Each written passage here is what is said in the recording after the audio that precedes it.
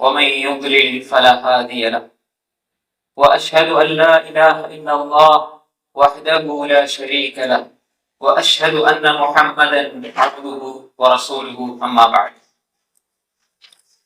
அன்புக்குரிய இஸ்லாமிய சகோதரர்களே, சகோதரிகளே, அல்லாஹ்வுடைய மிகப்பெரிய உதவியால் அல்லாஹு தஆலா நம்ம எல்லோரையும் அவனது மார்க்கத்தை படிப்பதற்காக இந்த இடத்திலே ஒன்று சேர்த்திருக்கிறான். அன்புக்குரிய சகோதரர்களே, சகோதரிகளே, இன்றைய தலைப்பு மகிழ்ச்சியான குடும்பம், ஒழுக்கமான குழந்தைகள். இந்த தலைப்பை பொறுத்தவரையில் முதலாவது நாம் அடிப்படையில் அறிந்து கொள்ள வேண்டும் மகிழ்ச்சி.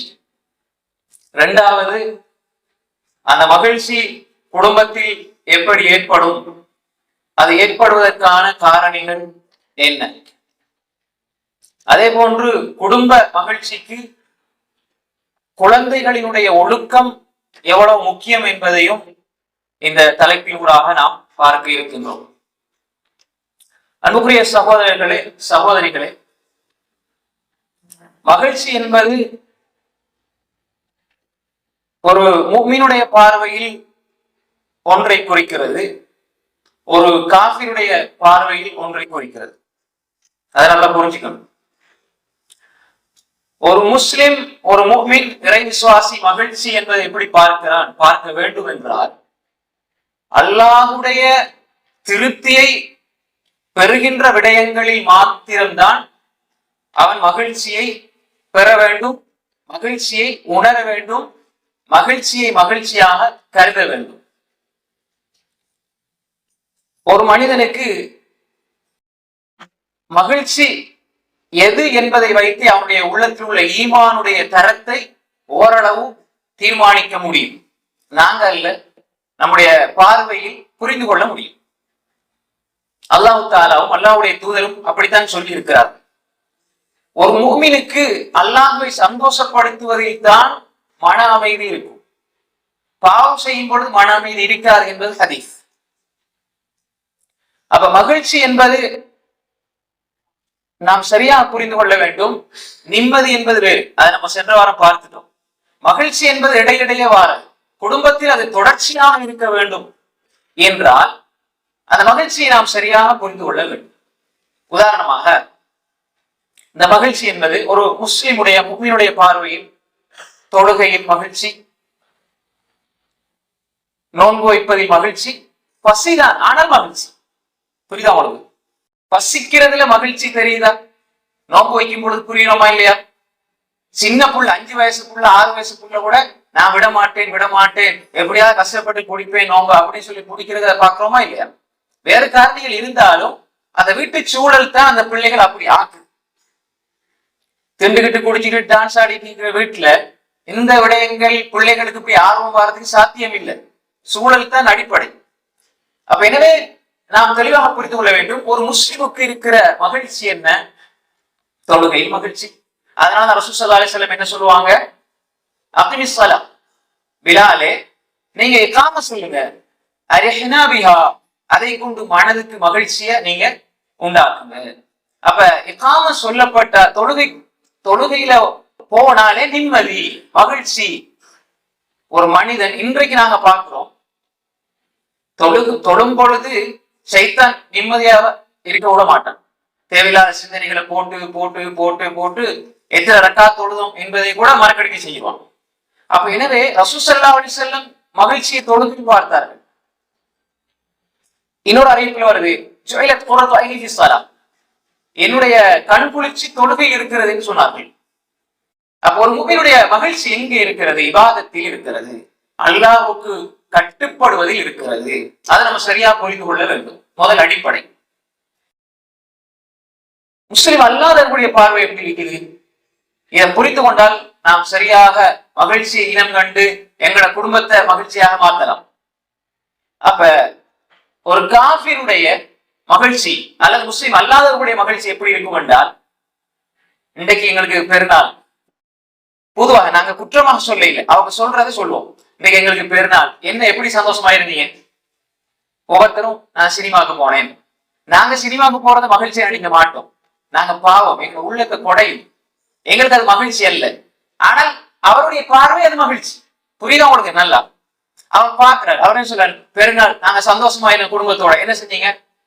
சினிமா புது படம் வந்து பார்த்தோம். இன்னும் கொஞ்சம் சிலர் எடுத்துக்கிட்டால் நாங்க மதுபானம் குடிச்சோம், அதுல சந்தோஷம். இன்னும் சிலர் பெண்களோடு ஆபாசமாக ஆடினோம், நடனம் ஆடினோம் என்று சொல்லி அவர்களுடைய வார்த்தை பிரயோகம், அவர்கள் சொல்லுகின்ற விதத்தை அவர்கள் அதைத்தான் சந்தோஷமாக மகிழ்ச்சியாக பார்க்கிறார்கள்.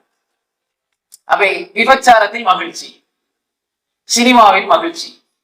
இப்ப இப்படியான மகிழ்ச்சிகளை நாம் தலையில போட்டுக்கிட்டு குடும்பத்துக்குள்ள இது வரணும்னு நினைச்சால் அது பிழை. மகிழ்ச்சி என்பதனுடைய வரைவிலக்கணம் தெரிந்தால்தான் என் குடும்பம் மகிழ்ச்சியாக இருக்கணுமா, எப்படி இருக்கணும், அதற்கான வழிமுறை என்ன என்பதை நாம் புரிந்து கொள்வோம்.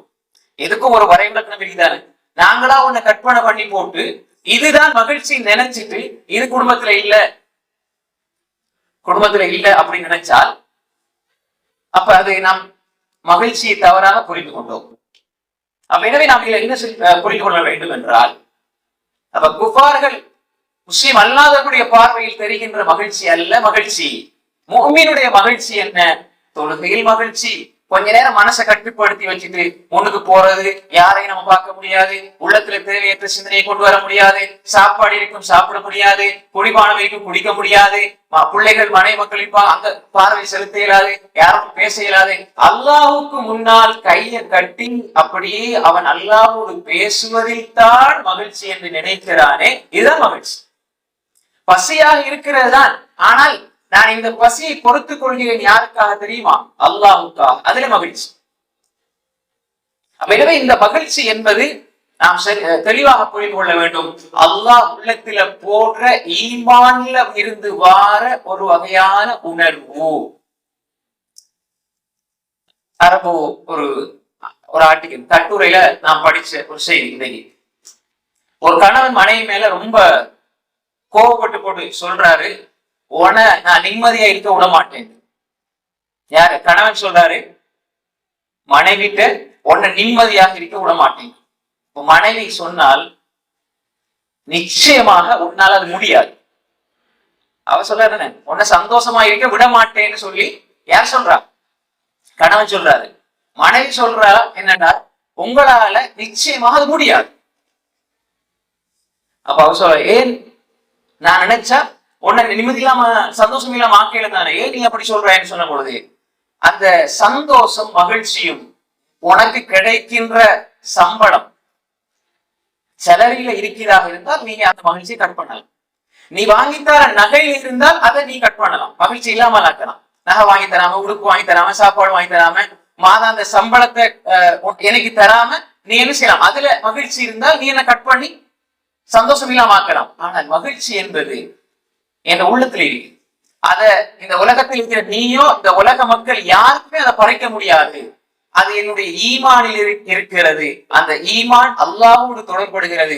அந்த நிம்மதியை உள்ளத்துல போடுற அதுக்கு சொந்தக்காரன் அல்லாஹ்.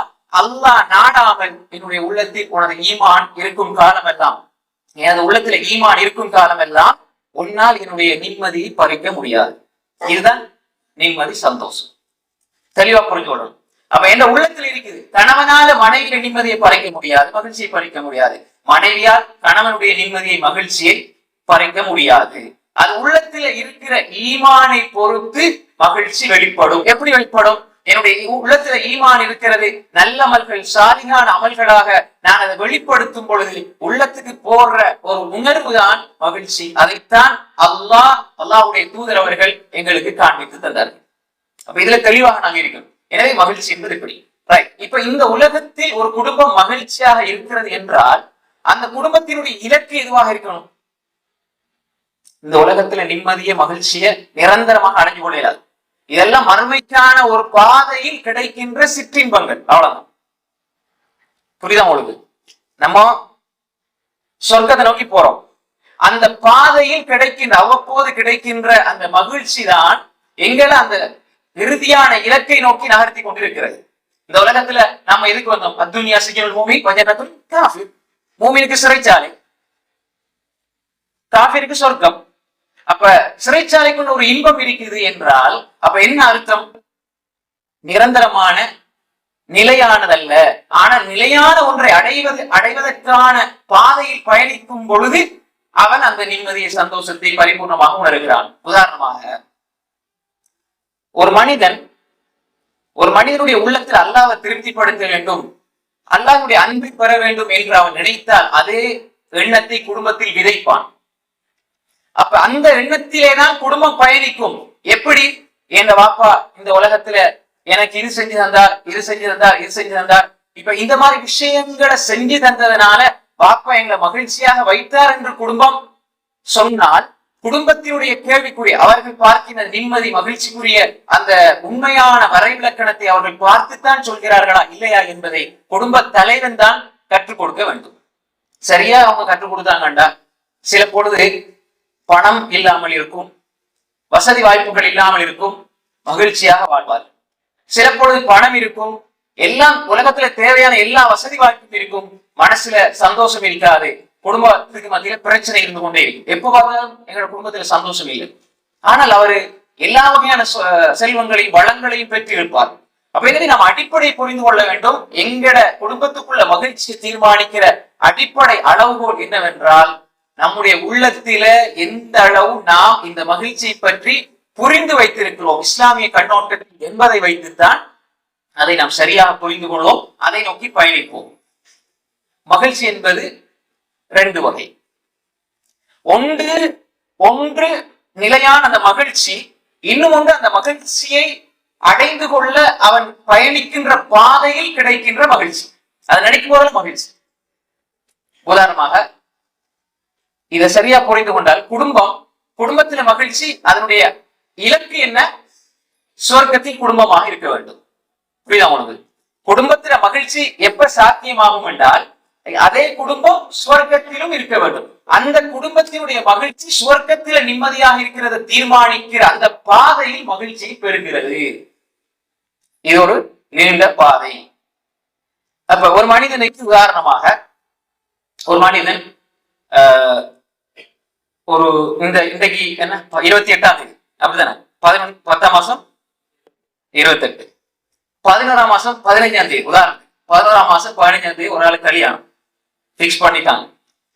இப்ப இவர் இந்த 28ஆம் தேதி பிக்ஸ் பண்ணிட்டாங்க என்றால் 15ஆம் தேதி கல்யாணம் முடிக்கிறது தான் நிலையான அவருடைய பார்வையில உள்ள சந்தோஷம். ஆனால் அவர் இந்த 28ஆம் தேதியில இருந்து நிச்சயம் அதாவது எழுதி முடிவெடுத்த பின்னாடி, தீர்மானிச்ச பின்னாடி 29ஆம் தேதி 30ஆம் தேதி எப்ப எல்லாம் அதை பத்தி நினைப்பாரோ சந்தோஷமா தான் இருக்கு. நினைக்கும் போனதெல்லாம் சந்தோஷம். அவர் நிரந்தரமான சந்தோஷத்தை அடையல. நவம்பர் 2ஆம் தேதி சந்தோஷம், 3 சந்தோஷம். ஆனால் அவர் குறித்து அந்த நிர்ணயிக்கப்பட்ட திகதியில தான் நிலையாக அதை அடைய போகிறார். ஆனால் அதை நோக்கி போற ஒவ்வொரு நாளும் நெருங்க சந்தோஷமா இருக்கும். அப்படியா இல்லையா? அப்ப ஒரு மகிழ்ச்சி அதை அடைந்து கொள்ளும் பொழுதும் உண்மையான மகிழ்ச்சி இருக்கிறது, அதை நோக்கி செல்லும் பொழுதும் மகிழ்ச்சி இருக்கிறது. இப்ப இதை வச்சு நீங்க இப்படி வாங்க, ஒரு குடும்பம், அந்த குடும்பம் இப்ப சொர்க்கம், வாக்களிக்கப்பட்ட சொர்க்கத்தை நோக்கி போகுது என்றால் ஒவ்வொரு நாளும் மகிழ்ச்சியாக கழிக்கணும். அப்ப எப்படி கழிக்கும் என்றால், அந்த இலக்கு சரியாக, என்னுடைய இலக்கு சுவர்க்கம், எனக்கு அதை நோக்கி செய்கிற ஒவ்வொரு செயல்பாடுகளும் எனக்கு மகிழ்ச்சி தர வேண்டும். மகிழ்ச்சியை நோக்கி பயணிக்கிற குடும்பத்தில் மகிழ்ச்சி எப்ப ஏற்படும் என்றால், அந்த இலக்கை அடைந்து கொள்வதற்கு என்னெல்லாம் தேவைப்படுதோ அதை செய்வதில் தான் மகிழ்ச்சி இருக்கிறது. புரிஞ்சுக்கிட்டீங்களா? தெளிவாக புரிஞ்சுக்கணும். எங்கட இலக்கு என்ன? குடும்பத்தின் இலக்கு என்ன? நரகத்துல இருந்து பாதுகாக்கப்படும். அல்லாஹ் தஆலா குர்ஆன்ல சொல்றான். இப்போ வாங்க செய்து அல்லாஹ் தஆலா குர்ஆன்ல சொல்றான், யா அய்யுஹல்லதீன ஆமனூ கூ அன்ஃபுஸகும் வ அஹ்லீகும் நாரா வகூதுஹன் நாஸ் வல் ஹிஜாரா. அல்லாஹ் என்ன சொல்றான்? யா அய்யுஹல்லதீன ஆமனூ, ஈமான் கொண்டவர்களே, கூ அன்ஃபுஸகும் வ அஹ்லீகும் நாரா, உங்களையும் உங்கள் குடும்பத்தையும் நரகத்திலிருந்து பாதுகாத்துக் கொள்ளுங்கள். அப்ப என்ன அர்த்தம்? அல்லாஹ் குடும்பத்தை ஏற்படுத்தியிருக்கிற அர்த்தம் என்ன? நரகத்திலிருந்து பாதுகாப்பணும். நரகத்திலிருந்து பாதுகாப்பு எங்க போவீங்க? சொர்க்கத்துக்கு. அப்ப குடும்பத்தினுடைய அடிப்படை இலக்கு, அந்த குடும்பத்தை ஒரு ஆண்மகன் பொறுப்பெடுத்த நாள் முதல் சொர்க்கம் வரை கொண்டு சேர்க்கிறது தான் திருமண ஒப்பந்தம். புரியுதா உங்களுக்கு? நல்லா புரிஞ்சு வரணும். அல்லாஹ் என்ன சொல்றான்? யா அய்யுஹல்லதீன ஆமனூ கூ அன்ஃபுஸகும் வ அஹ்லீகும் நாரா வகூதுஹா அன்-நாஸ் வல் ஹிஜாரா அலைஹா மலாயிகத்துன் கிலாதுன் ஷிதாத் லா யஅஸூன அல்லாஹ மா அமரஹும் வ யஃஅலூன மா யுமரூன். அல்லாஹ் சொல்றான், ஈமான் கொண்டவர்களே, உங்களோட குடும்பத்தை நீங்க நரகத்துல இருந்து பாதுகாக்கிறது தான் இந்த குடும்பத்துக்கு நீங்க அதை பொறுப்படுத்தேன் என்பதற்குரிய அடிப்படையான ஒரு தகுதி, அடிப்படையான ஒரு வரைவிலக்கணம். நான் என் மனைவியை திருமணம் முடிக்கிறேன் என்றால் அந்த மனைவியையும் அவள் மூலமாக எனக்கு கிடைக்கிற பிள்ளைகளையும் சொர்க்கத்துக்கு நான் கொண்டு போய் சேர்ப்பேன் என்று ஒப்பந்தம் செய்கிறேன். புரிஞ்சுக்கிட்டீங்களா? ரைட். ஏன்னா சும்மா சொல்றேன். அல்லாஹ் சொல்றான், குர்ஆன்ல 3 இடங்கள் அல்லாஹ் மீசாக்குன் கலீல் என்ற வார்த்தையை பயன்படுத்துறான். குர்ஆன்ல 3 இடங்கள் மீசாக்குன் கலீல், கடினமான ஒப்பந்தம், பலமான ஒப்பந்தம், மிக பாரமான ஒப்பந்தம் என்று சொல்கிறான். அதுல ஒன்று, நபிமார்கள் ரசூல்மார்கள் அல்லாஹ்விடத்துல யா அல்லாஹ் நீ தந்த இந்த தூதுத்துவத்தை தௌஹீதை இந்த உலகத்துல போய் நாங்க எத்தி வைப்போம் என்று அந்த ரசூல்மார்களுக்கும் அல்லாஹுக்கும் இடையில ஏற்படுத்தப்பட்ட ஒப்பந்தத்தை அல்லாஹ் மீசாக்குன் கலீல் என்பதாக குர்ஆன்ல சொல்றான். இரண்டாவது, அல்லாஹ் இந்த வார்த்தையை மீசாக்குன் கலீல் என்ற வார்த்தையை அல்லாஹ் கணவன் மனைவி நிக்காஹின் பொழுது செய்கிற ஒப்பந்தத்துக்கு சொல்றான். அப்ப என்ன அர்த்தம்? எப்படி அந்த அல்லாஹ்வுடைய தூதுவர்கள், அல்லாஹ்வுடைய தூதர்கள் ரசூல்மார்கள் மக்கள் நரகத்தில இருந்து மக்களை விடுவிச்சு சொர்க்கத்தை கொண்டு போறதுக்கு இந்த கலிமத் தௌஹீதை கொண்டு வந்து கொடுக்கிறார்களோ, பிரச்சாரம் செய்கிறார்களோ, அதே போன்று கணவன் மனைவியையும் குடும்பத்தையும் சொர்க்கத்துக்கு கொண்டு போறதுக்காக நிக்காஹ் என்ற மஜ்லிஸில் ஒப்பந்தம் செய்கிறான். புரிஞ்சுக்கிட்டீங்களா? ரொம்ப ஆழமா நுணுக்கமா கேட்கணும். அப்ப அல்லாஹ் என்ன சொல்றான்? மீசாக்குன் கலீல். இதை எங்க பயன்படுத்துறான்? அல்லாஹ்வுக்கும் ரசூல்மார்களுக்கும் இடையில உள்ள ஒப்பந்தத்துக்கு பயன்படுத்தி போட்டு அதே வார்த்தை அல்லாஹ் குர்ஆன்ல பயன்படுத்துறான். கணவன் மனைவி நிக்காஹுடைய சந்தர்ப்பத்தில் செய்யற ஒப்பந்தத்துக்கும் அல்லாஹ் சொல்றான். வெறுமனே மனைவியை கரம் பிடிப்பது என்பது இருவருக்கும் இடையிலான பாலியல் ரீதியான தேவைகளை, காம உணர்வுகளை தணித்துக் கொள்கின்ற ஒரு ஒப்பந்தம் அல்ல. இது சுவர்க்கம் வரை தொடர்கின்ற ஒரு ஒப்பந்தம், சுவர்க்கத்துக்கு வழிகாட்டுகின்ற ஒப்பந்தம், சுவர்க்கத்தை நோக்கி பயணிக்கின்ற பாதையில் இருவரும் பயணிக்க வேண்டும் என்ற ஒப்பந்தம், பிள்ளைகளையும் ஒழுக்கமான குழந்தைகளாக வளர்த்து அவர்களோடு குடும்பத்தில் இருக்க வேண்டும் என்பதற்கான ஒப்பந்தம். கடைசியில் எப்படி அந்த ஒப்பந்தம் முடியும் என்பதை கடைசியில் சொல்லுவேன், குர்ஆன்ல சொல்லுவேன். அப்ப எப்படி அவங்க அடைஞ்சு கொள்வாங்க? அதுக்கிடையில் தான் நாம் இந்த ஒப்பந்தத்தை சரியாக புரிந்து கொள்ள வேண்டும். ஒப்பந்தம், உடன்படிக்கை. அப்ப நாம் தெளிவாக புரிந்து கொள்ள வேண்டும். அல்லாஹ் ஒரு கணவன் மனைவி என்ற உறவை அல்லாஹ் எங்கிருந்து ஆரம்பிக்கிறான்?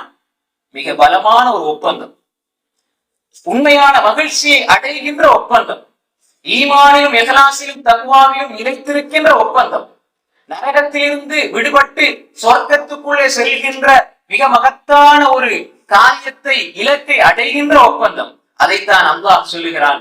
குடும்ப வாழ்வின் மகிழ்ச்சியின் வரைவிலக்கணம் யா அய்யுஹல்லதீன ஆமனூ கூ அன்ஃபுஸகும் வ அஹ்லீகும் நாரா வகூதுஹா அன்-நாஸ் வல் ஹிஜார். எனவே நாம் தெளிவாக புரிந்து கொள்ள வேண்டும். குடும்ப வாழ்க்கையில் மகிழ்ச்சி என்பது நிலையான மகிழ்ச்சி அடைகின்ற பாதையில் பயணிக்கின்ற பொழுது வருகிறது தான் இந்த மகிழ்ச்சி. அதுல சில விடயங்களை நாம் கடைபிடிக்க வேண்டும். குறிப்பாக குடும்ப வாழ்க்கையில மகிழ்ச்சி ஏற்படணுமாக இருந்தால்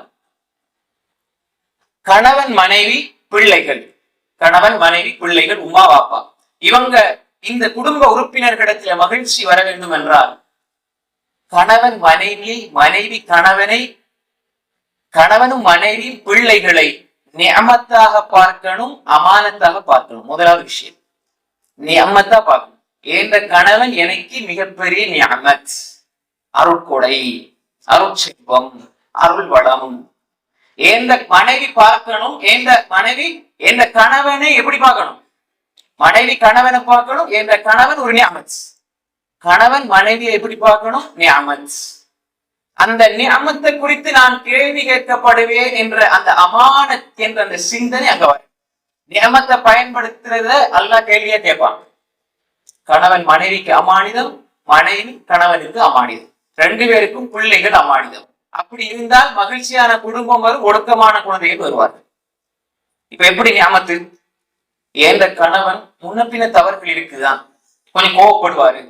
நான் சொல்ல இந்த கோவப்படுறது சரிங்கிறத சொல்ல வரையில, சில தவறுகளையும் நல்ல வழியில் திருத்தலாம், கோவப்படுவார் தான். ஆனால் தொழுகை விட மாட்டார், அன்பாக இருப்பார். சில இடங்களில் கோவப்படுவார். அப்ப இதுவே ஒரு பிளஸ் அல்லது ஒரு மைனஸ் தெரியுது, ஆனால் அவரிடத்துல 10 பிளஸ் தெரியுது என்றால் அந்த ஒரு மைனஸை கண்டுகொள்ளவே கூடாது.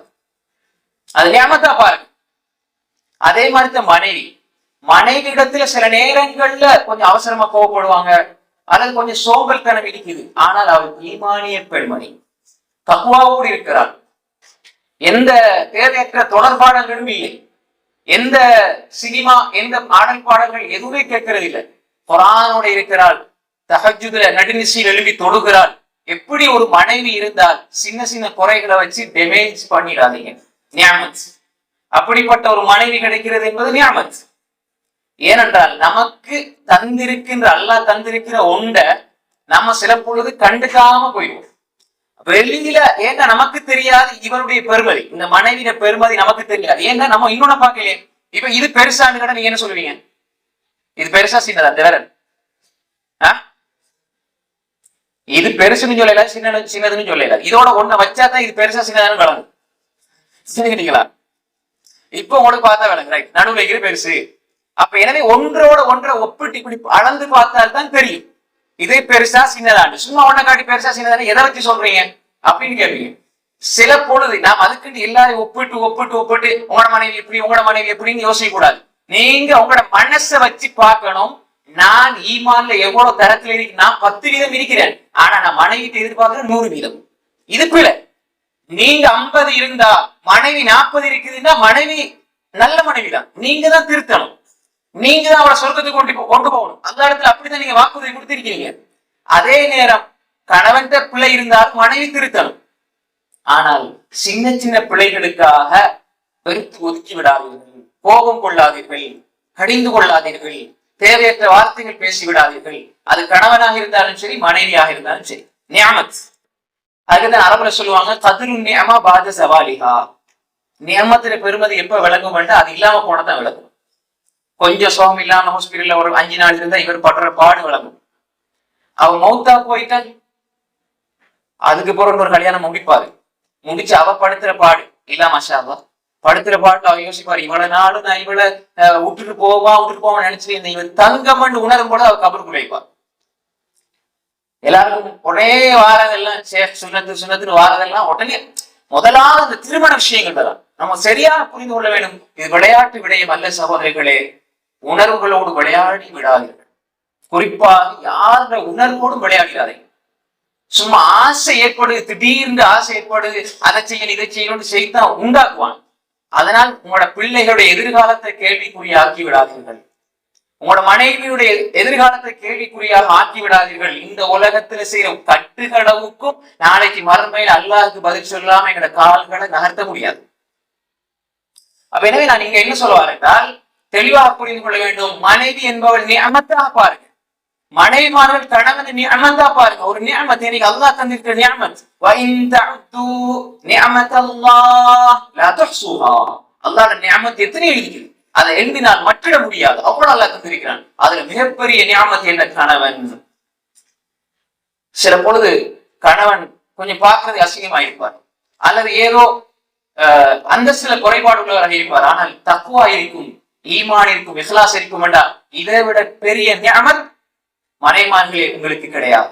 தக்வா இருந்தால், ஈமான் இருந்தால், இஹ்லாஸ் இருந்தால் நல்ல கணவனாக நீங்கள் அதை பெற்றுக் கொள்ளுங்கள்.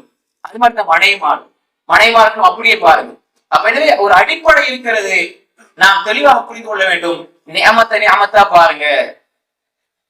அவங்க எங்களுக்கு செய்கின்ற எல்லாவற்றையும் குறை சொல்லவும் கூடாது, எல்லாவற்றையும் குறை சொல்லக்கூடாது. நமக்கு ஒருவர் மேல அன்பு வந்துவிட்டால் அது அன்பை தெளிவாக பாதுகாத்து அதை சரியான வழியில் கொண்டு செல்ல வேண்டும். அந்த நியமத்துக்கு நாளை மறுமையில அல்லாஹ் கேள்வி கணக்கு கேட்பான். அமானத்தாக பாருங்க. நியமத்திரி தானே. இப்ப உதாரணமாக எனக்கு அல்லாஹ் ஒரு நியமத்தை தாரேன், நிஅமத்தை நான் எப்படி பார்க்கணும்? அல்லாஹ் தந்தது நிஅமத் தான்.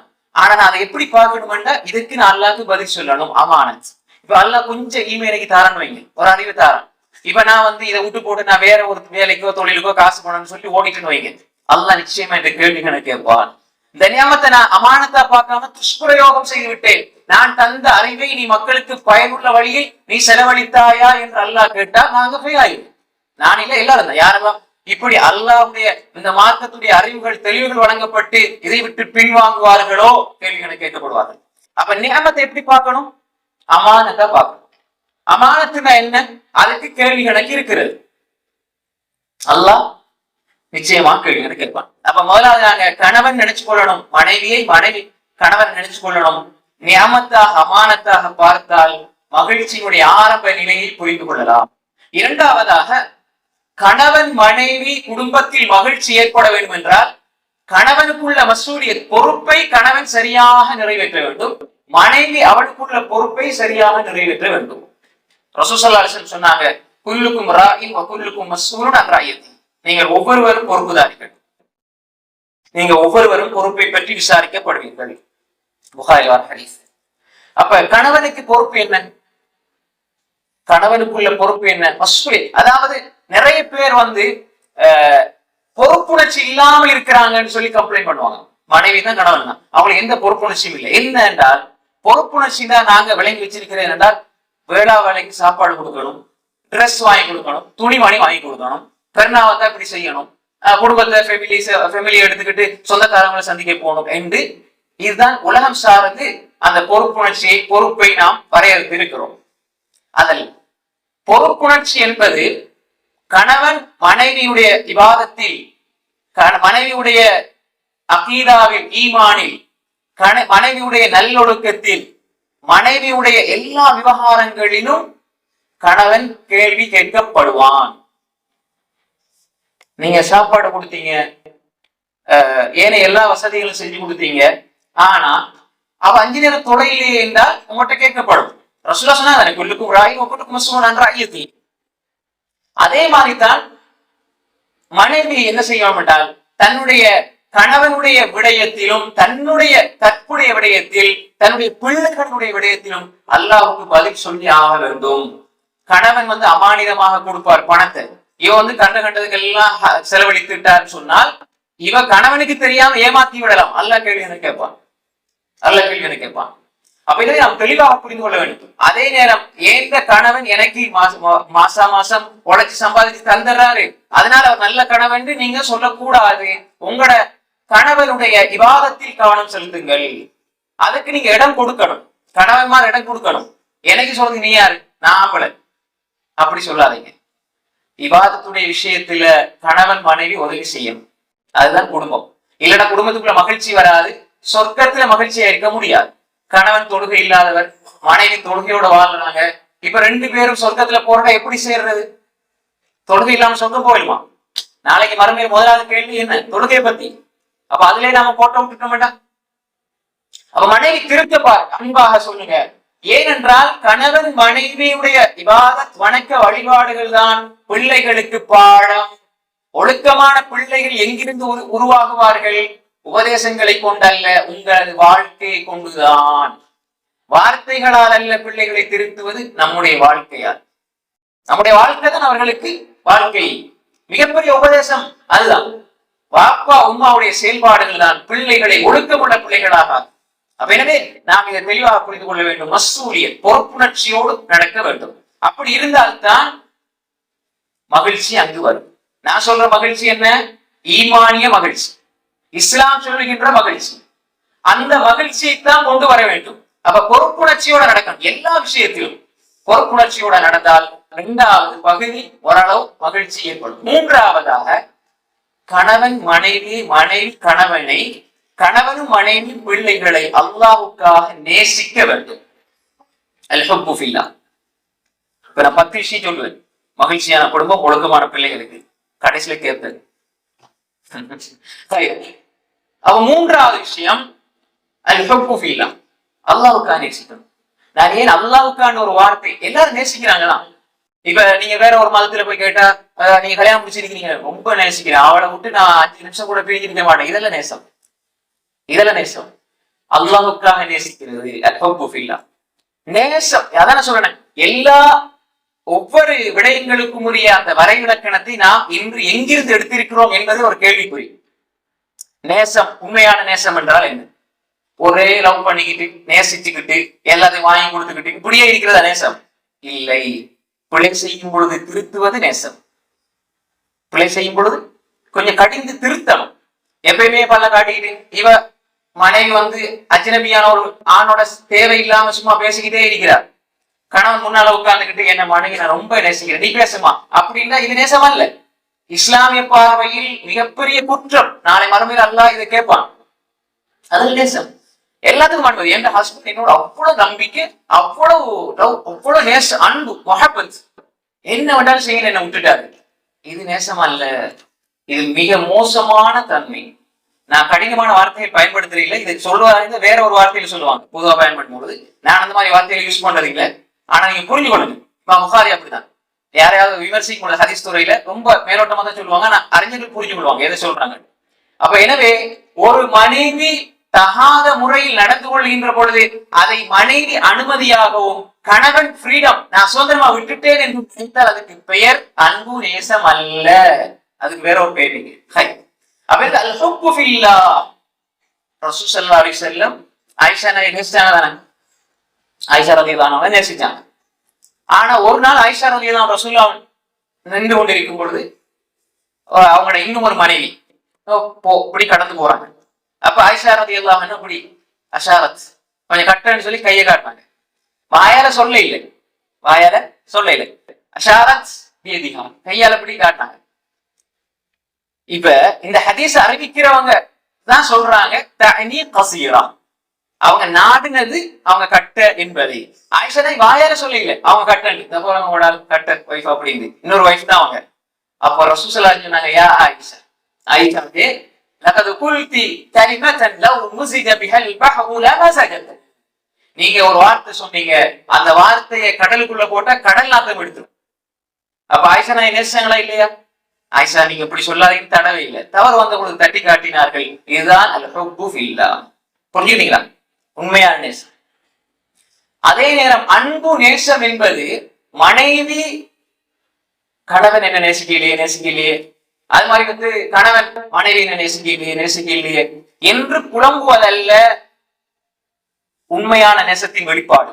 நீங்க எந்த அளவு அவங்களோட ஈமானிய உணர்வோடு நடந்து கொள்கிறீர்களோ அந்த அளவு அல்லாஹ் அவருடைய உள்ளத்தில போடுவான், மனைவியுடைய உள்ளத்தில போடுவான் கணவனை பத்தி உள்ள அன்பை, கணவன் உள்ளத்தில் அல்லாஹ் போடுவான் மனைவியை பத்தி உள்ள அன்பை.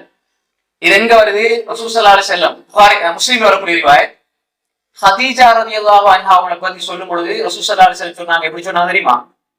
இன்னி கத் ருஸிக்து ஹுப்பஹா, நான் ஹதீஜாவுடைய நேசத்தை ஒரு ரிஸ்காக பெற்றிருக்கிறேன். ரிஸ்க்னா என்ன? சாப்பிடுறதா? வாழ்வாதாரம். இப்ப நம்ம தமிழ்ல ரிஜிக்கு சொன்னாங்க, அது பிழை. நம்ம ரிஸ்க் எழுதினாலே எங்கிட்ட கேட்கறாங்க, சே அது ரிஸ்க் இல்ல ரிஜிக்கு எழுதுங்க. புரிஞ்சுக்கிறீங்களா? ரிஸ்க் அது ரிஜிக்கு மாத்திட்டாங்க, அப்படி இல்லை. அப்ப ரிஸ்க் என்பது ரிஸ்க்னா என்ன? ரிஸ்க் என்றால் வாழ்வாதாரம். வாழ்க்கைக்கு எதுவெல்லாம் தேவையோ அதெல்லாம் ரிஸ்க். கணவன் மனைவி மீது அன்பு கொள்வதும் மனைவி கணவன் மீது அன்பு கொள்வதும் ரிஸ்க். இது அல்லாஹ் கொடுக்கிற ரிஸ்க். ரசூல் ஸல்லல்லாஹு அலைஹி வஸல்லம் சொன்னாங்க, இன்னி கத் ருஸிக்து ஹுப்பஹா, நான் கதீஜாவுடைய அன்பை ரிஸ்காக வழங்கப்பட்டிருக்கிறேன். என் உள்ளத்துல கதீஜா மேல உள்ள அன்பு எப்படி இருக்குது? அல்லாஹ் எனக்கு ரிஸ்காக தந்திருக்கிறான்னு சொன்னாங்க ஸல்லல்லாஹு அலைஹி வஸல்லம். அதனாலதான் ஆயிஷா ரலியல்லாஹு அன்ஹா அவ்வளோ நேசமா பாசமா இருந்தும் கொஞ்சம் ரோஷம் வந்தது. அவ்வளவு ரசூல் ஸல்லல்லாஹு அலைஹி வஸல்லம் ஆடறுத்தா உடனே கதீஜாவுடைய தோழிகளை நோக்கித்தான் ஆடுகளை அனுப்புறாங்க. இடைக்கிடைக்கு அவங்களை பத்தி பேசுறாங்க. நான் பக்கத்துல ஒரு அழகான பெண்மணி, நான் பக்கத்துல இருக்கிறேன், வயதுல சின்னவள் தான், அப்படி இருந்தும் கதீஜா என்றால் இது அல்லாஹ் உள்ளத்துல போட்ட ரிஸ்க். அது அப்படிதான். எனவே அல்லாஹுக்காக அன்பு கொள்ள வேண்டும். அல்லாஹுக்காக நாங்கள் அன்பு கொள்கின்ற பொழுது அந்த ஹுப்பு கூட கூட அது அல்லாஹ் தார ரிஸ்கா பாருங்க.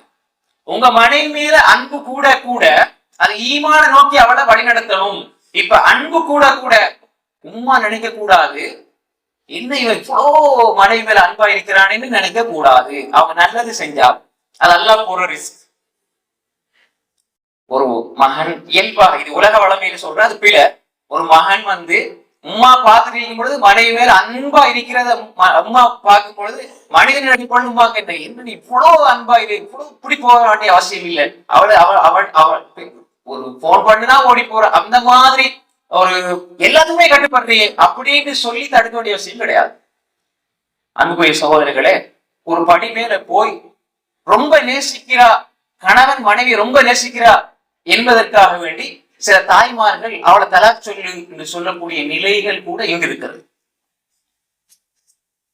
இப்ப கொஞ்சம் முன்னாடி தான் ஒரு போன் வந்தது, நான் அதை சொல்ல விரும்ப இல்லை, யாருக்கு நான் சொல்ல இல்லை, ஆனா இப்படி நடக்குது. அப்ப என்ன காரணம்? காரணம் இல்லை. ஏன்னா மாமி உம்மா, அந்த மனைவியுடைய மாமி அந்த கணவனுடைய உம்மா சொல்றாங்க அவளை தலாக் சொல்லி, ஏன்னா ரொம்ப அதிகமா நேசிக்கிறேன், எல்லாம் செஞ்சு கொடுக்கிறாய். அப்ப எனவே ஒரு உண்மையான ஒரு அன்புள்ள தாய் அப்படி செய்யக்கூடாது. தாய்மார்கள் அப்படி இருந்தால் அதை திருத்திக் கொள்ளுங்கள். அப்ப எனவே இந்த ரிஸ்க், ஆனால் அந்த பொப்பு என்பது ஃபில்லா இருந்தா தான் ரிஸ்கே தவிர, நீங்க மனைவி சொல்றேன் நீங்க என்ன சினிமா கூட்டி போங்க, அங்க கூட்டி போங்க, இங்க கூட்டி போங்க, பாவமான விஷயங்கள் எல்லாத்துக்குமே ஹிஜாப் இல்லாம வெளியே கூட்டி போறாரு. அது மாதிரி அஜ்னபி ஆக்களோட பேச விடுறாரு. இது மாதிரி தேவையில்லாத எல்லா பழக்கங்களுக்கும் அவளை அனுமதிக்கிறார் என்றால் அன்பின் வெளிப்பாடு அல்ல, அது ரிஸ்க் அல்ல, அது அன்பு அல்ல. அப்ப எனவே அது ரிஸ்க். புரிஞ்சுக்கிட்டீங்களா? அப்ப இந்த அன்பு இருக்க வேண்டும். அந்த அன்பினுடைய வெளிப்பாடு நல்லதுக்கு உதவி செய்யணும், பாவத்திலிருந்து தடுக்கணும் என்றால் அல்லாஹ் வழங்குற ஒரு ரிஸ்க் என்பதை நாம் புரிந்து கொள்ள வேண்டும். இது 3வது விஷயம். 4வது, புரிந்துணர்வு இருக்க வேண்டும். கணவன் மனைவிக்கு இடையில், கணவன் மனைவி பிள்ளைகளுக்கு இடையில் புரிந்துணர்வு இருக்கணும். புரிந்துணர்வுனா என்ன?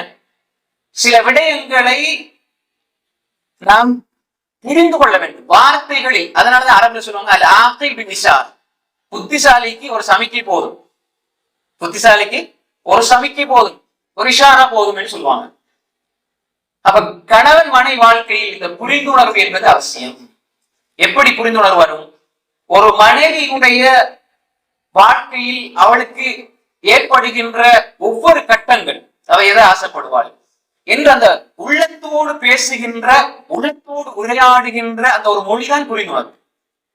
ரசூலுல்லாஹி ஸல்லல்லாஹு அலைஹி வஸல்லம் தாவாவில் இதை பயன்படுத்தினார்கள்.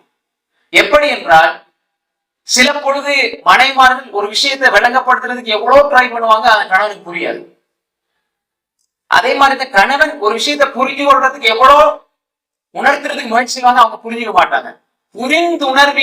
புரிந்துணர்வின்மை என்பதுதான் அதிகமான குடும்பங்கள் பிரிவதற்கான காரணம். எப்படி இல்ல மிஸ் அண்டர்ஸ்டாண்டிங், அதாவது புரிந்துணர்வின்மை. இது எப்படி ஏற்படும்? சின்ன சின்ன விடயங்கள், ஆரம்பத்தில் ஒரு பிரச்சனை வந்துருச்சுன்னா எல்லாத்துக்கும் தீர்வு இருக்குது. அதாவது ஒரு நாள் பேசாம இருந்தால் அந்த பேசாம இருக்கிறது என்பது முதலாவது நாள் இருக்கிற அதே நிலை 2வது நாள் இருக்கும்னு நினைக்காதீங்க, கூடும். 3வது, அதே பேசாமல் இருத்தல் என்பது பகையை உண்டாக்கும், அதே குரோதத்தை உண்டாக்கும். அப்படியே அது கடைசியில நாளடைவில் 2 பேரை எதிரியா மாத்தி விடும், சம்பந்தமே இல்லாமல் பிரிந்து விடுவார்கள். அப்ப இது அடிப்படையை புரிந்து கொள்ள வேண்டும். ஒரு விஷயம் 2 பேருக்கு மத்தியில ஏதாவது முன்ன நடந்தால் உட்கார்ந்து பேசி அதை அத்தோடு முடித்துக் கொள்ளுங்கள். மனிதன் தவறு செய்பவன், தவறுகள் வருகின்ற பொழுது நீங்க பேசி முடித்துக் கொள்ளுங்கள். பேசி முடித்துக் கொள்ளுங்கள்.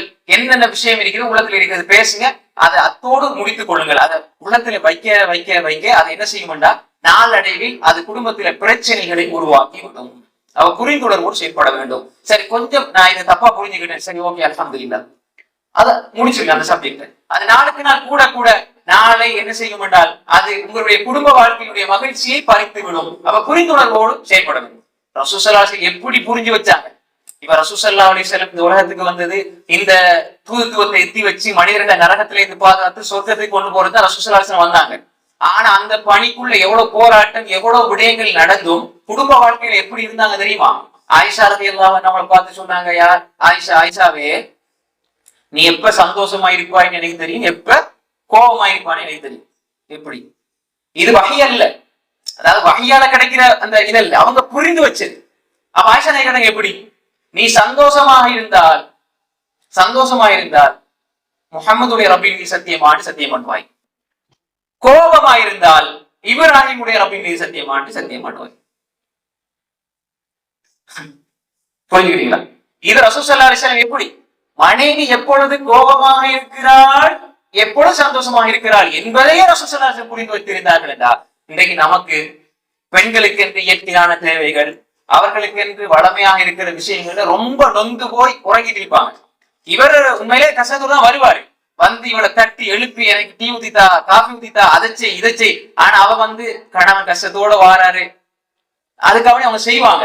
ஆனால் 15-30 வருஷம் வாழ்ந்தும் அவ எப்படி இருக்கிறார், அவருடைய சூழ்நிலை என்னென்று புரிந்து கொள்ளாத எத்தனையோ கணவன்மார் இருக்கிறார்கள். இது யார் சொல்றது? புரிந்து கொள்ளுங்கள். அவர்களுடைய உடல் அமைப்பு, அவர்களுடைய உடல் தேவைகள், அவர்களுடைய உணர்வுகள், அவர்களுடைய மாதம், அவருடைய காலம், அவர்கள் ஒவ்வொரு நாளும் இருக்கிற விதம், மனோநிலை, அவருடைய வேலை பழுக்கள், அவர்களுடைய குடும்பம் சார்ந்த சிந்தனை, எல்லாவற்றையும் பார்த்து செயல்பட வேண்டும். அதே மாதிரிதான் மனைவியும் எப்ப பார்த்தாலும் டீ பாக்குறது கட்டில தூங்குறது, டீ பாக்குறது கட்டில தூங்குறது. சில போன் பண்ணி இதை ஒரு கம்ப்ளைண்ட் சொல்றாங்க, இப்படி ஒரே டீ பாப்பாசே தூங்கிடுவா, இப்ப நாங்க தலா சொல்லலாமான்னு. அப்ப இப்படியான பிரச்சனைகள் இது ஏனென்றால் வளமையாக அமைந்துகிறது. என்ன செய்யறது? காலையில் ஒரு 8 மணிக்கு போனா உட்காருது. எல்லா பெண்களும் அல்ல, நல்ல பெண்களும் இருக்கிறார்கள். அப்ப இது என்னன்னா, இது நாளடைவில் எப்படி மாறுதுன்னா பழக்கமாக மாறிவிடுகிறது. 8ல-8:30 உண்டு, 8:35 9, 9-9:30 உண்டு, 9:30 10 மணி. மாஷால்லா எல்லா தேவைகள், எல்லா கதாஹாஜத்துகள் எல்லாத்தையும் நிறைவேற்றி விட்டு தான் கணவன் வரும்போது தூங்குது. அப்படி இருக்காது. அதே மாதிரி அடுத்த பகுதி விரிக்குது. அப்ப எனவே இந்த மாதிரியான விடயங்கள் நாம் தெளிவாக புரிந்து கொள்ள வேண்டும். கணவனுக்கு இருக்கிற தேவைகளை மனைவி புரிந்து கொள்ள வேண்டும், மனைவிக்கு இருக்கிற தேவைகளை கணவன் புரிந்து கொள்ள வேண்டும். புரிந்துணர்வின் மீது அமைக்கப்படுகின்ற குடும்ப வாழ்வு மகிழ்ச்சியாக இருக்கும். குடும்ப வாழ்வு மகிழ்ச்சியாக இருக்கும். அன்புக்குரிய சகோதரர்களே, 5வது உணர்வுகளை மதிக்கணும். சின்ன சின்ன உணர்வுகளை கொச்சப்படுத்தி விடாதீர்கள். குடும்ப வாழ்க்கையில மகிழ்ச்சி இல்லாம போறதுக்கு காரணம் என்னடா, ஒரு சாதாரண நிலையில இருக்கிற கணவன் சொல்லுவாரு மனைவிட்ட, நான் வந்து இந்த மாதிரி அடுத்த வருஷம் இப்படி திட்டமிட்டு இருக்கிறேன், இதுக்காக அப்படி உழைக்கிறேன். உண்மையாக அவர் உழைப்பார், நிச்சயமாக அது அவருடைய உழைப்பு இது நடக்க போகுது. அப்படி ஒரு பலமான நம்பிக்கையோடு போய் மனைவிட்ட சொல்லும் பொழுது சும்மா தேவையில்லாத கற்பனை பண்ணிட்டு இருக்கிற இல்லாமலாக்கி அந்த மாதிரி வார்த்தைகளை சொல்லி உடனே டேமேஜ் பண்ணிடக் கூடாது. மனைவி சொல்லுவாள், நான் இப்போ கல்யாணம் முடிச்சுட்டேன், இன்ஷால்லா நான் இதுக்கு போறேன், தஃப்சீரை படிக்க போறேன், ஹதீஸ படிக்க போறேன், எனக்கு கொஞ்சம் ஹெல்ப் பண்ணுங்கன்னு மனைவி சொல்கிற பொழுது கணவர் வந்து சும்மா இந்த தஃப்சீர ஹதீஸ் எல்லாம் விட்டு போட்டு யூடியூப்ல வேணும் பாத்துக்க, வேற சோறு ஆக்கிதா கறி ஆக்கிதா, இதை மட்டும் பாரு போதும் பிள்ளையோட வாழ்க்கை. அப்ப இந்த மாதிரி சின்ன சின்ன விஷயங்கள்ல எல்லாமே காயப்படுத்தி விடக்கூடாது. ஒருவேளை உங்களுக்கு அது சரியா வராதுன்னா மென்மையாக சொல்லணும், அன்பாக சொல்லணும், அது சொல்ற இடத்துல சொல்லணும். நாங்க என்ன செய்வோம்டா, எங்கட கணவன்மார், கணவன் உம்மா, கணவன் சகோதரிகள் இருக்கிற ஒரு சபையில மனைவி வந்து உட்கார்ந்தா, இந்த மனைவி தான் இந்த 5 பேருக்கும் என்ன நகைச்சுவைக்காக எடுத்துக் கொள்ளப்படுகின்ற தலைப்பு. இது அந்த நேரத்துல நீங்க 5 பேர் சிரித்து சந்தோஷப்படுவீங்க. அந்த பெண்ணுடைய மனநிலையில இருந்து பாருங்க, எங்கேயோ இருந்து வந்த ஒரு பெண், தெரியாத மக்கள் ஒரு 5 பேர் இப்போ ஒரு கிழமை தான் பழகி அவங்களுக்கு முன்னாடி வச்சு என கணவன் இப்படி கேவலப்படுத்துறாரு, அசிங்கப்படுத்துறாரு எண்ணம் தான் இருக்குமே தவிர அவ வெளியார சிரிச்சுக்கிட்டு போவா. காரணம் என்ன? வாழணும் என்பது. இதெல்லாம் ரொம்ப டேமேஜ் பண்ணும். எப்ப தெரியுமா இது வெளியாகும்? ஏதாவது ஒரு பிரச்சனை வரும்பொழுது பிரச்சனையை பட்டியல் போடுவாங்க. கவுன்சிலிங் வரும்பொழுது ஒரு பட்டியல் போடுவாங்க. அதுல ஆரம்பிக்க இதுதான், என்ன அவர் என்ன உணர்வுகளை ஃபீலிங்ஸை ரொம்ப காயப்படுத்தினார், என்னோட வாழவே முடியாது. அங்க இருந்து தலைப்பு செய்தி அதுதான், தலைப்பு அங்கதான். ரொம்ப என்ன ஃபீலிங், என்ன உணர்வுகளை காயப்படுத்தினார், கொச்சப்படுத்தினார், அதுக்கு போற என்ன அதுக்கு போற என்னட்டா இந்த மாதிரி விஷயங்கள் வரும். அப்ப எனவே உணர்வுகளை காயப்படுத்த கூடாது. அவங்க என்ன சின்ன விஷயம் சொன்னாலும் அதுக்கு நிறைய உதாரணங்கள் இருக்குது. நான் இப்ப இந்த ஒரு மணித்தியாலத்துக்கு அதை சொல்லலாம். சீராவுல ஹதீஸ்ல நிறைய உதாரணங்கள் இருக்கு. ரசூல் ஸல்லல்லாஹு அலைஹி வஸல்லம் அவங்க சஹாபாக்கள் எப்படி நடந்து கொண்டாங்கன்னு சொல்லி. அப்ப எனவே உணர்வுகளை வெளிப்படுத்துகின்ற பொழுது அதை பண்பாக எடுத்து அதை நீங்க ஏற்றுக்கொள்றீங்களா இல்லையாங்கிறது 2வது சப்ஜெக்ட். பண்பா எடுங்க, அன்பா எடுங்க, அதை அழகாக வெளிப்படுத்துங்க, நெறிப்படுத்துங்க. அப்ப எனவே நாம் இதை தெளிவாக புரிந்து கொள்ள வேண்டும். உணர்வுகளை காயப்படுத்த கூடாது, உணர்வுகளை கொச்சப்படுத்த கூடாது, உணர்வுகளை காயப்படுத்த கூடாது. 6வது, இப்ப உணர்வுகளை மதித்தல் என்பது ஒரு தனித்தலைப்பு. இப்ப 6வது சுருக்கமா சொல்லிப்பாரு. 6வது என்னடா, குடும்ப வாழ்வில் மகிழ்ச்சி ஏற்படுவதற்கு அடிப்படையான அம்சம் உண்டு, அல் அஃபு வஸ்ஸஃப். இது எல்லா வாழ்க்கையும் அடிப்படைதான். குறிப்பா குடும்ப வாழ்க்கையில மன்னிக்கிறது, நடந்த குறைகளை அப்படியே மறந்து போறது, இது ரொம்ப கஷ்டம். ஈமான் தக்குவா இருந்தா ரொம்ப ஈஸி. நடந்தது மறந்துட்டு மன்னிச்சுட்டேன் அல்ஹம்துலில்லாஹ் விட்டுறது, அவ்வளவுதான். 30 வருஷம் கல்யாணம் முடிச்சு 30 வருஷத்துக்கு பிறகும் முதலாவது நாள் நடந்த தவறை சுட்டி காட்டுறதா இருந்தா அது ஜாகிலிய போவான். மனைவி கொஞ்சம் தவறா நடந்துட்டார், நான் உன்னை மன்னிச்சிட்டேமா, ஆனா மன்னிச்சுட்டேன், மறந்துட்டு விட்டுருங்க, அல்லாஹ் உங்களை கண்ணியப்படுத்துவான். ரசூலுல்லாஹி சொன்னாங்க சரியான ஹதீஸ். மன்னிப்பின் மூலமாக கண்ணியம் தான் கிடைக்கும். அப்ப எனக்கு நான் உங்களை மன்னிச்சுட்டேன். மனைவி கணவனை மன்னியுங்கள், மகிழ்ச்சி வரும், உள்ளத்துக்கு மகிழ்ச்சி அல்லாஹ் தருவான். அப்ப மன்னிக்கிறது மறக்கிறது என்பது அடிப்படையான அம்சம். இது பிள்ளைகளுடைய விஷயத்திலும் சரி, பிள்ளைகளுடைய தவறுகள் நம் உலகத்துல எல்லாரையும் மன்னிக்கிறது, ஆனா மனைவிய பிள்ளைகளை மன்னிக்கிறது இல்லை, இது பிழை. மன்னிப்பு வீட்டிலிருந்து ஆரம்பிக்கணும், பிள்ளைகளுடைய விஷயத்திலிருந்து ஆரம்பிக்கணும். பிள்ளை நல்ல ஒரு பெரிய ஒரு இலக்கோட வருவான் மாப்பாட்டு, அவனோட உணர்வுகளை காயப்படுத்திடாதீங்க. அந்த பிள்ளைகளுடைய எதிர்காலத்தை அதாவது கொச்சையாக்கி விடாதீர்கள், எதிர்காலத்தை நாசமாக்கி விடாதீர்கள். அன்பாக பேசுங்க, அன்பாக சொல்லுங்க, எல்லாத்தையும் அன்பா அணுகுங்க. தவறுகள் தப்பு தவறுகளை மன்னிச்சிருங்க, மறந்துருங்க. சிலவங்க மன்னிச்சிருவாங்க, மறக்க மாட்டாங்க. அப்ப மன்னிக்கிறது மறக்கிறது என்பது ஒரு அடிப்படையான அம்சம் குடும்ப வாழ்க்கையில மகிழ்ச்சி ஏற்படுவது. ஏழாவதாக குடும்ப வாழ்க்கையில் நன்மைக்கு உதவி செய்யுங்கள். கணவன் மனைவிக்கு, மனைவி கணவனுக்கு, கணவன் மனைவி பிள்ளைகளுக்கு உதவி செய்தால், நன்மைக்கு உதவி செய்தால் குடும்பத்துல மகிழ்ச்சி வரும். பாருங்க, ஒரு பாவத்தை செய்கின்ற பொழுது கோபம் வர வேண்டும், கோபம் வரக்கூடாதுன்னு இல்லை, ஆனா அந்த கோபத்தை நம்ம எப்படி வெளிப்படுத்துறதுங்கிறதா போயிடுச்சு. கோபப்பட்டோடனே அந்த கதவை உடைக்கணும், அங்க இருக்கிற மேசைகளை டேபிள் இதெல்லாம் உடைச்சு வீசணும்ங்கிறதல்ல கோபம். கோபம் வருதா, பாவம் செய்யறாள், அல்லாஹ்க்கு மாறு செய்யறாள், கொஞ்சம் கோபம் வருது, இங்க வாங்கம்மா, இப்படி செய்யக்கூடாது. அதை நீங்க அழகான வார்த்தைகளாக அந்த கோபத்தை வெளிப்படுத்துங்க. கோபம் வந்தா தான் பேசுவார், சும்மா பார்த்து சிரிச்சுக்கிட்டான் பாருங்க செய்யுங்க அப்படின்னு போறதல்ல. கொஞ்சம் என்ன செய்யணும், அதை பொறுப்புணர்ச்சியோட பார்த்து நன்மைக்கு உதவி செய்யணும். தொலை இல்லையா, எழுப்பி தொலை வைங்க. பாவம் புள்ள அசந்து தூங்குறான், நேற்று நைட்டு வேலை முடிச்சுட்டு வர சொணங்கிருச்சு, அப்ப வேலை முடிச்சு 12-1 மணிக்கு வந்தா பிள்ளை பாவம், 4 மணிக்கு 5 மணிக்கு சுகத்தோடு அல்லாஹ்வை மறந்து தூங்குறானே, அது பாவம்.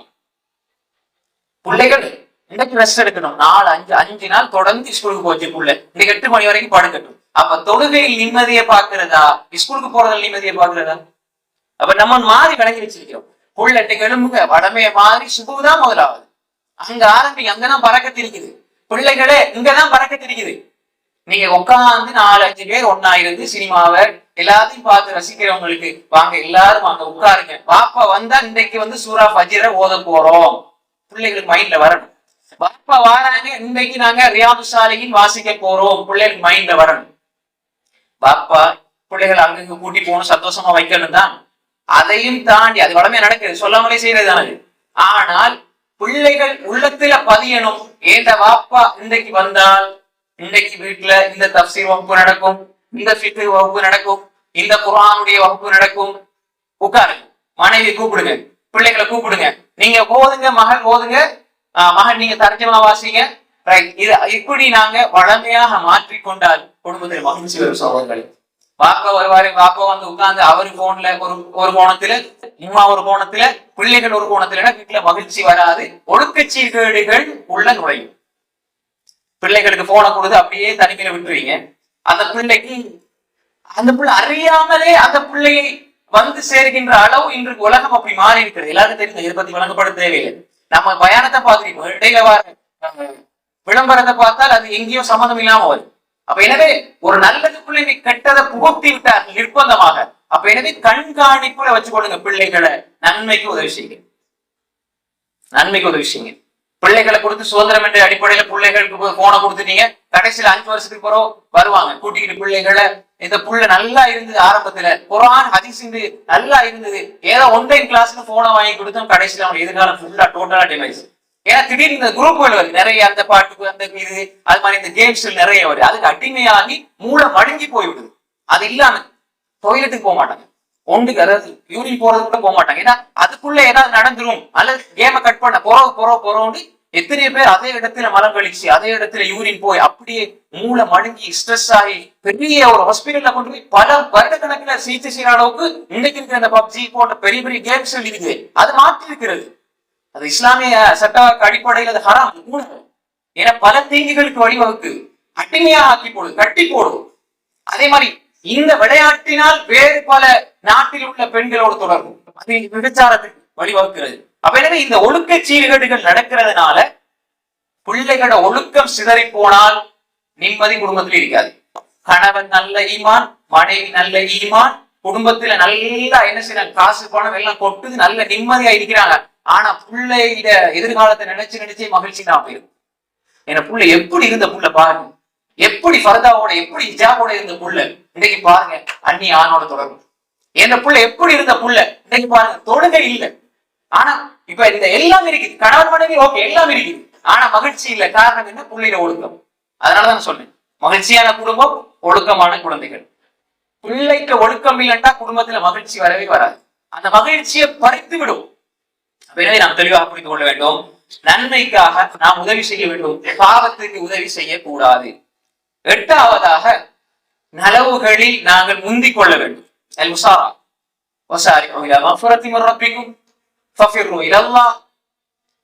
அல்லாஹ்வின் பக்கம் விரண்டோடுங்கள், நன்மை அதிகமா செய்யுங்க, மஃபிரத்தின் பால் செல்லுங்க.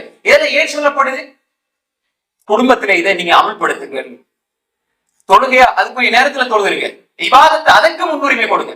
எல்லா லிஸ்ட்லயும் முதலாவது எங்க எது வந்திருக்கணும்? உங்களோட குடும்ப லிஸ்ட்ல மட்டனும் சிக்கன் இதெல்லாம் 10வது. மேல நீங்க லிஸ்ட் போடும் பொழுது சுபு தொழுகை நீங்க லிஸ்ட் போடுறீங்க தானே, காலையில மசூரா பண்ணுங்க, குடும்பத்தோட சேர்ந்து மசூரா பண்ணுங்க, பிள்ளையோட சேர்ந்து மசூரா பண்ணுங்க.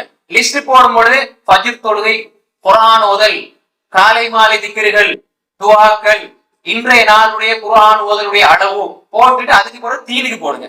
முதலாவது உள்ளத்துல சாப்பாட்டுக்கு போடுங்க லிஸ்ட், அதுக்கு பிறகு உடல்ல சாப்பாட்டுக்கு லிஸ்ட போடுங்க. நம்ம போறது உடலுக்கு, அதனால உள்ளம் சேர்த்து போகுது. புரியுதா? எந்த லிஸ்ட் யாரு போட்டாலும் முதலாவது குர்ஆன், அல்லாஹ்வுடைய வணக்கம், திக்ருல்லாஹ், திலாவத்துல் குர்ஆன், அது மாதிரி வேற வேற குர்ஆனுடைய மஜ்லிஸ், ஹதீஸ், இப்படி எல்லாம் ஒழுங்கா போடுங்க. அதாவது உள்ளத்துல ஆன்மான உணவுகளுக்கு முன்னுரிமை கொடுங்க. அப்ப எனவே எல்லா விடயங்களிலும் நன்மைக்கு நீங்கள் உதவியாகிறீங்க, நன்மைக்கு முன்னுரிமை கொடுங்கள். வீட்டுல இருந்தாலும் சரி, தொழில இருந்தாலும் சரி. நீங்க ஒரு 10 பேரை வச்சு கம்பெனி நடத்துறீங்கடா, தொழுகை இல்லாமல் நீங்க கம்பெனி நடத்தினால், தொழுகைக்கு அவர்களை பழக்காமல் நீங்க கம்பெனி நடத்தினால், தொழுகைக்கு நேரம் கொடுக்காமல் நீங்க ஒரு கம்பெனி நடத்தினால், அது அல்லாஹ்வுடைய லஅனத்தை பெற்றதாகத்தான் இருக்குமே தவிர நாசத்தை தான் பெற்றுமே தவிர உங்களுக்கு நிம்மதி மகிழ்ச்சியை தராது. அல்லாஹ் புறக்கணிக்கப்பட்டால் அது மைஷத்தம் வாழ்க்காது, நெருக்கடியான வாழ்க்கை. தொழுகை இல்லைன்னா அல்லாஹ்வோட திக்ர் இல்லை. அப்ப அல்லாஹ்வோட திக்ர் இல்லாத தொழில் கூடாது. தொழுகையை விட்டு போட்டு நீ எந்த தொழில் செஞ்சாலும் அந்த தொழில் கூடாது. அப்ப எனவே நாம தெளிவாக புரிந்து கொள்ள வேண்டும், நன்மைக்கு முன்னுரிமை கொடுங்க.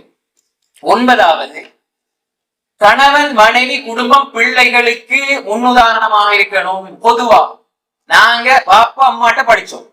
எதை படிச்சீங்க? ஈமான படிச்சோம், தக்வாவை படிச்சோம், இஹ்லாஸ படிச்சோம். சஹாபாக்கள், பெண்மணிகள், தாய்மார்கள் அவங்களோட பிள்ளைகளுக்கு முன்மாதிரியாக இருந்தாங்க. அதனாலதான் நல்ல மனிதர்கள் உருவாக்கப்பட்டார்கள். பத்ர்ல ஷஹீதாகிறாங்க. ஹாரிஸா இப்னு சுராஹா ரலியல்லாஹு அன்ஹு, சின்ன சஹாபி, சொர்க்கவாதி. ஏன்? வளர்த்த விதம் அப்படி. முஹாரிகா. அப்ப எனவே நாம் முன்மாதிரியாக இருக்கணும். நல்ல மனைவி நல்ல பிள்ளைகளை உருவாக்குவான், நல்ல கணவன் நல்ல பிள்ளைகளை உருவாக்குவான், நல்ல கணவன் மனைவி ஒழுக்கமான பிள்ளைகளை உருவாக்குவார்கள். அதனாலதான் உமர் இப்னு கத்தாப் ரலியல்லாஹு அன்ஹு சொன்னாங்க, உலகத்துல ஒரு மனிதன் ஈமானுக்கு பிறகு பெற்றுக்கொள்ற மிகப்பெரிய பாக்கியம் என்னவென்றால் நல்ல மனைவின்னு சொன்னாங்க. ஈமானுக்கு பிறகு ஒரு மனிதன் பெற்றுக்கொள்ற மிகப்பெரிய நல்ல பாக்கியம் என்னவென்றால் என்ன? நல்ல சாலிகான மனைவி. குஃப்ருக்கு பிறகு மிகப்பெரிய ஒரு கெட்ட விஷயமாக கிடைக்கிறதாக இருந்தால் குஃப்ருக்கு பிறகு அடுத்தபடியாக அது மோசமான மனைவின்னு சொன்னாங்க. யார் சொன்னது? உமர் இப்னு கத்தாப் ரலியல்லாஹு அன்ஹு. முஸன்னஃப் இப்னு அபி ஷைபால இஸ்னாதில் ஸஹீஹ் அரைப்பாளர் தரமா வருகிறது. முஸன்னஃப் இப்னு அபி ஷைபால. அதே மாதிரி இமாம் இப்னு அபி துன்யா ரஹ்மத்துல்லாஹி அவர்கள் அல் இஷ்ராஃப் ஃபி மனாசில் அஷ்ராஃப் என்ற கிரந்தத்தில் பதிவு செய்திருக்கிறார்கள். இது இஸ்னாத் ஸஹீஹோட வருது. அப்ப எனவே ஒரு முஃமினுக்கு கிடைக்கிற சாலிகான மனைவி என்பது மிகப்பெரிய சொத்து. அப்ப அந்த மனைவியினால் தான் நல்ல பிள்ளைகளை உருவாக்க முடியும், அந்த கணவனினால் தான் நல்ல பிள்ளைகளை உருவாக்க முடியும். எனவே நாம் நம்முடைய பிள்ளைகளுக்கு முன்மாதிரி. என்ற வாப்பாவை பார்த்து நான் நல்ல கொள்கை வாடுகிறேன், என்ற உம்மாவை பார்த்து நான் தொழுகை படித்துக் கொண்டேன், என்ற உம்மா வாசித்த குர்ஆனுடைய வசனங்களை கொண்டு நான் நல்லபடியாக வாழ்கிறேன் என்ற அந்த ஒரு விடயத்தை பிள்ளை சொல்ல வேண்டும் என்றால் நீங்க குடும்பத்தில இதை ஏற்படுத்த வேண்டும். கடைசியாக இதெல்லாம் மகிழ்ச்சி ஏற்படணும். இது பரந்த தலைப்பு, நேரத்தை கருத்துல கொண்டு இந்த 10 விஷயத்தை சுருக்கமாக முடிச்சுக்கணும். கடைசியாக துவா. நல்ல சாலிகான பிள்ளையை உருவாக்குங்கள், நல்ல குழந்தைகளை உருவாக்குங்கள், நல்ல கணவன் நல்ல மனைவியாக இருங்க. இந்த விஷயங்களை எல்லாம் எடுத்துக்கொண்டு எல்லாரும் சேர்ந்து அல்லாஹ்வை கேட்கணும். வல்லதீன யகூலூன ரப்பனா ஹப் லனா மின் அஸ்வாஜினா வ துர்ரியாத்தினா குர்ரத அயுனின் வஜ்அல்னா லில் முத்தகீன இமாமா. சூரா அல்-ஃபுர்கான் அல்லாஹ் சொன்ன கடைசி பகுதியில் வல்லதீன யகூலூன இபாதுர் ரஹ்மான் எப்படி சொல்லுவாங்க தெரியுமா? இபாதுர் ரஹ்மான் அல்லாஹ்வுடைய அடியார்களுக்கு சொல்லி போட்டு அப்படி அல்லாஹ் சொல்லிட்டு வாரான். அந்த சூறால சொல்லிட்டு வந்து கடைசியா சொல்றான் வல்லதீன யகூலூன், அவர்கள் சொல்வார்கள் ரப்பனா ஹப் லனா மின் அஸ்வாஜினா வ துர்ரியாத்தினா குர்ரத அயுனின் வஜ்அல்னா லில் முத்தகீன இமாமா. அற்புதமான பிரார்த்தனை. ரப்பனா எங்கட ரப்பே, ஹப்லனா எங்களுக்கு தந்து விடுவாயாக, மின் அஸ்வாஜினா எங்கட மனைவி மக்களிடம் இருந்து, அஸ்வாஜ் மனைவி மக்களிடம் இருந்து, வதுர்ரியாத்தினா எங்கட சந்ததிகள் பிள்ளைகளிடம் இருந்து, குர்ரத அயுன் எங்களுக்கு கண்களுக்கு குளிர்ச்சியை தருவாயாக. அது மட்டுமல்ல வஜ்அல்னா லில் முத்தகீன இமாமா எங்களை தக்வா உள்ளவர்களுக்கு தலைவனாக ஆக்கிவிடியாமா. ஏன் தக்வா உள்ளவர்களுக்கு தலைவன்டா? எங்களால தக்வா உள்ளவர்களுக்கு தலைமையாக ஒருவர் இருந்தா, தக்வா உள்ளவனாக இருந்தா எப்படி இருப்பார்? தக்வா உள்ளவர்களுக்கு தலைவராக இருக்கிறவர் எப்படி இருப்பார்? அந்த இலக்கு எங்கிட்ட இருந்தால் தக்வாவை அடைத்துக் கொள்கின்ற பாதையில் பயணிப்போம். எல்லாரும் தலைவராக முடியுமா? முடியாது. அவையே நல்லா அங்க சொல்றான், அந்த நிலைக்கு வர வேண்டும். தக்வா உள்ளவரே அப்படி இருப்பார் என்றால் தக்வா உள்ளவர்களுக்கு இமாமா இருக்கிறவர் எப்படி இருப்பார்? புரிஞ்சுக்கிட்டீங்களா? والذين يقولون ربنا هب لنا من أزواجنا وذرياتنا قرة أعين واجعلنا للمتقين إماما. இந்த பிரார்த்தனையை நாம் அதிகமாக ஓத வேண்டும். இப்ப இந்த மகிழ்ச்சியான பாதையில் இந்த நல்ல கண் குளிர்ச்சியான இந்த பிள்ளைகளை பெற்றுக்கொண்டு நாம் இப்ப சொர்க்கத்துக்கு போகிறோம். இப்படியே நீங்க இந்த விஷயங்கள் எடுத்துக்கொள்ளுங்க. எல்லா இபாதத்துகளுக்கும் முன்னுரிமை கொடுத்து நல்ல புரிந்துணர்வோடு அன்போடு மஹப்பத்தோடு நன்மைகளை வாழ வைத்து தீமைகளை விட்டு ஒதுங்கிய நல்ல குடும்பமாக வாழுகின்ற பொழுது நாளை மறுமையில் ஒரு குடும்பம் சொர்க்கத்தில் எப்படி இருப்பாங்க என்பதை அல்லாஹ் சொல்றான். ஆலு இன்னா குன்னா கப்லு ஃபீ அஹ்லினா முஷ்ஃபிகீன் وأقبل بعضهم على بعض يتساءلون قالوا إنا كنا قبل في أهلنا مشفقين فمن الله علينا ووقانا عذاب السموم إنا كنا من قبل ندعوه إنه هو البر الرحيم. சூரா தூர்ல அல்லாஹ் சொல்றான், எடுத்த அத்தியாயத்தை வாசிச்சு பாருங்க. وأقبل بعضهم على بعض يتساءلون. சொர்க்கத்தில் ஒரு குடும்பம் ஒருவரை ஒருவர் பார்த்து பேசிக் கொண்டிருப்பார்கள். இந்த உலகத்துல வீட்டுல சந்தோஷமாக மகிழ்ச்சியாக இருந்தோம். எப்படி இருந்தோம் தெரியுமா? நன்மைகளை வாழ வைத்து இருந்தோம். அந்த குடும்பம் சொர்க்கத்துல குடும்பமாக இருக்கின்ற பொழுது சொல்வார்கள், இன்னா குன்னா கப்லு ஃபீ அஹ்லினா முஷ்ஃபிகீன். நாங்க இதுக்கு முன்னால சொர்க்கத்துல பேசுறது எல்லாம் சொல்றாங்க. அவங்க முன்னோக்கி ஒருவர் முன்னோக்கி இருந்து கொண்டு அவங்க பேசிக்கொள்வாங்க. எப்படி பேசிக்கொள்வாங்க? காலு சொல்வார்கள், இன்னா குன்னா கப்லு ஃபீ அஹ்லினா, இதுக்கு முன்னால எங்கட குடும்பத்துல நாங்க வாழும் பொழுது அல்லாஹ் பயந்தவர்களாக வாழ்ந்தோம்.